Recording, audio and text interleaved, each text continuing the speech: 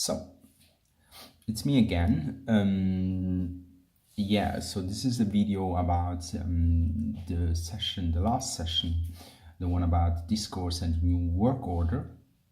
For that session, I suggested three texts, one by Bonioccioli, who again is a more general overview over the discussions in the field about how discourse and work relate. And then I proposed a text by Deborah Cameron, who looks into the role of discourse in the call center industry.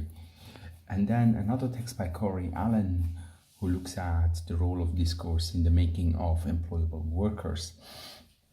And while again these three texts are quite different in their, not just in their genre, but as well in what they are pointing at, I think that there are kind of some transversal issues that are worth mentioning here, and that allow us to get a more complex understanding of what discourse is and what discourse does.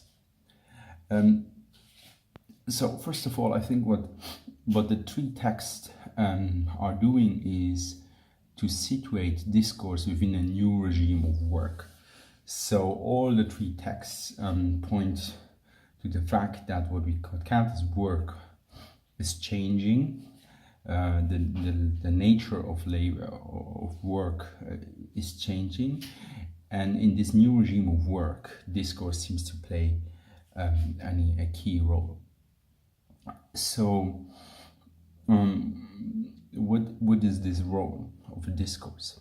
So in the three texts, what seems to be clear is that while for many decades speaking at work was forbidden or was seen as a form of laziness,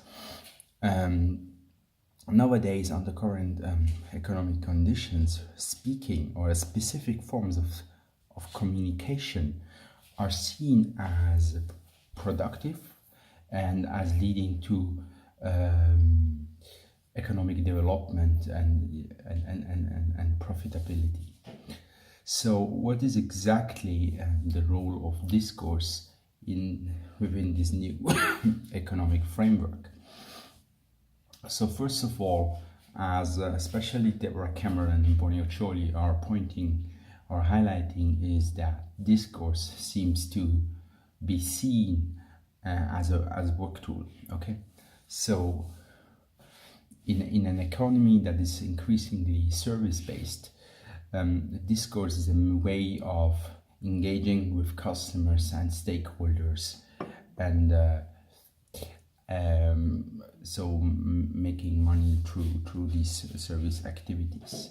So this is the first function of discourse as a work tool. Okay, the second one is one that allows discourse to add value to a commodity, right, by performing a specific experience.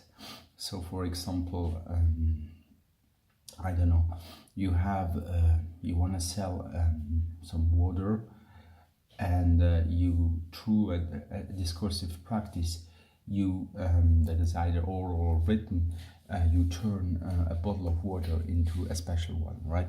A healthy one, or a natural one, an authentic one, right?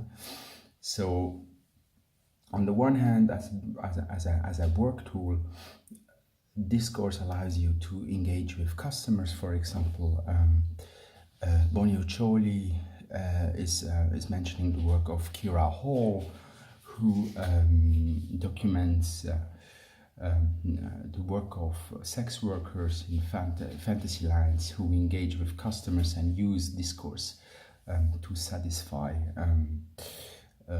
customers, right?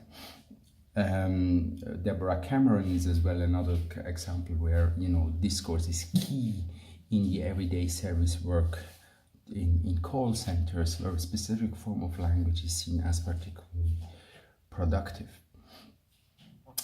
The other role of language as a work tool is, for example, as I said, as a source of added value.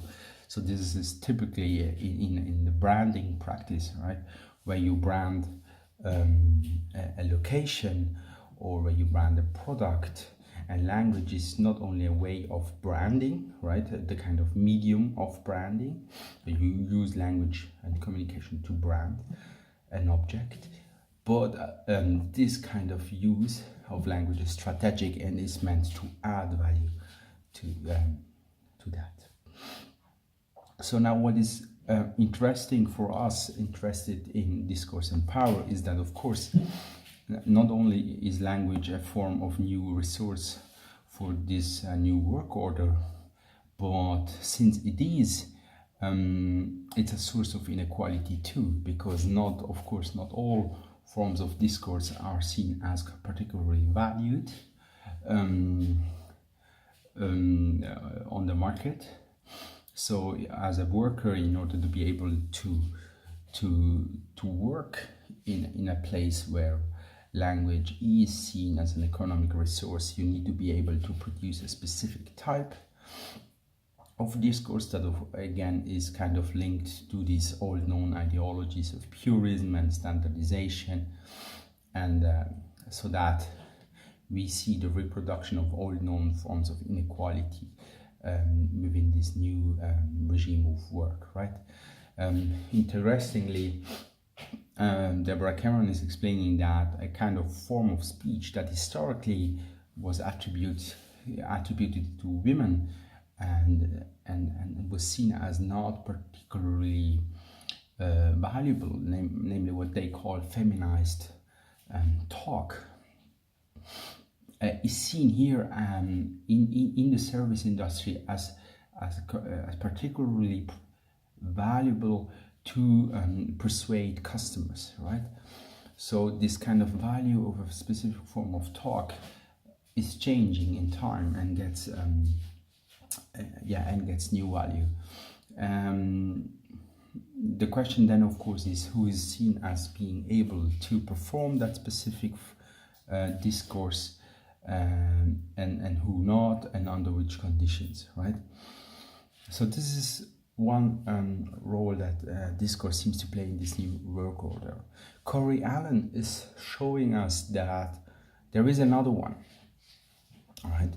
In order to be seen as a good worker, many, especially migrants, but not only migrants, but especially migrants, are asked to become to socialize themselves into specific communicative modes of speaking that then allow them to be seen as good workers, right?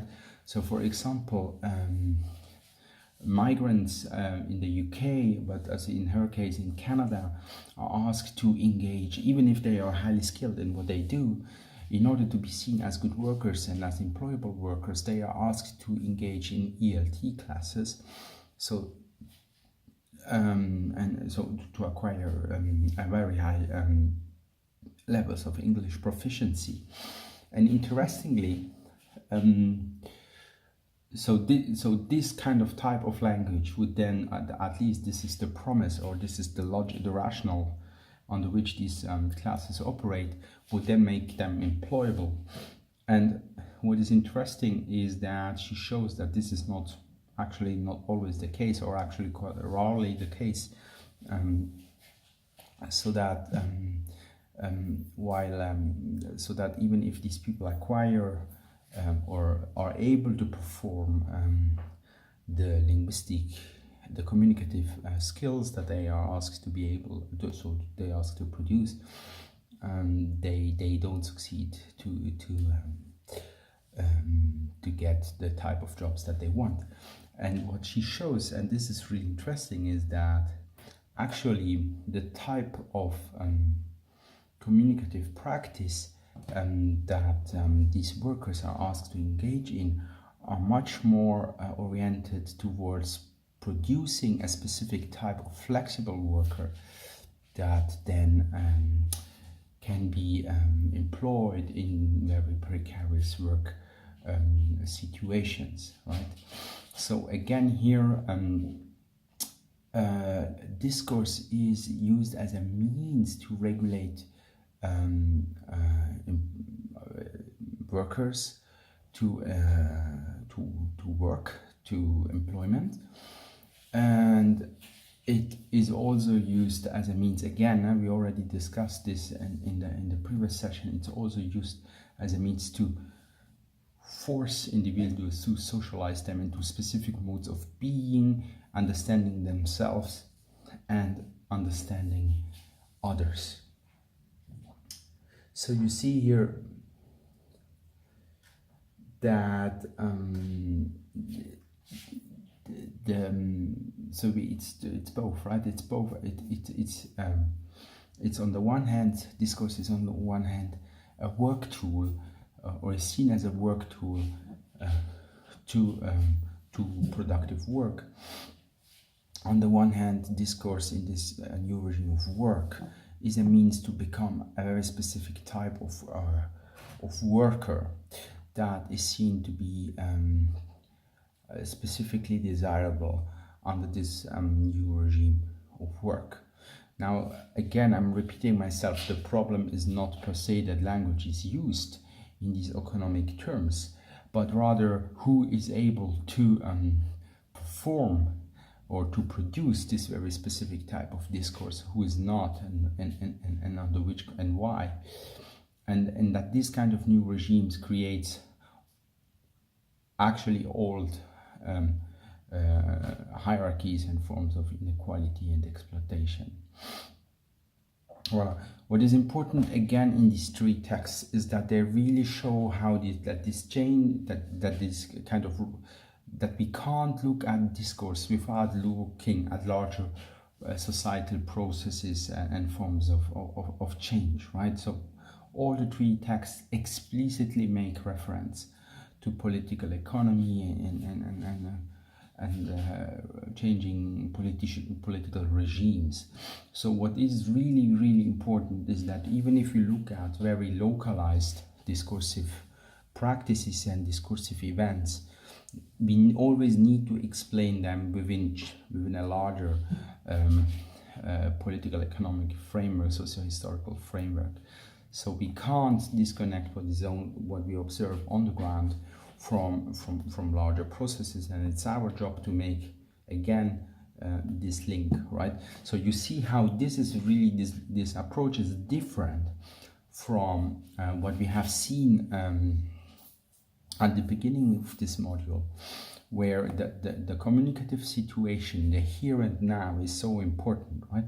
So both in Himes, Gompers, and as well as Goffman's approaches, the interactional order, so the context of speech is really important in understanding what is going on. But here, the context is much larger. So what is happening here and now can't be explained by the here and now, but must be kind of explained through a larger explanation of changing regimes of work, of the logics that regulate work, and this needs to be put into your assignment. Okay, so that's it for this second video. If you have questions, you can send me, of course, email. So you have another week. I think it's not a lot, but still, I don't know if this was useful or even more confusing. In any case, we will see each other around in the dissertation module or in the corridors. So again, if you have questions, contact me, and good luck for this new term, and see you soon. Bye-bye.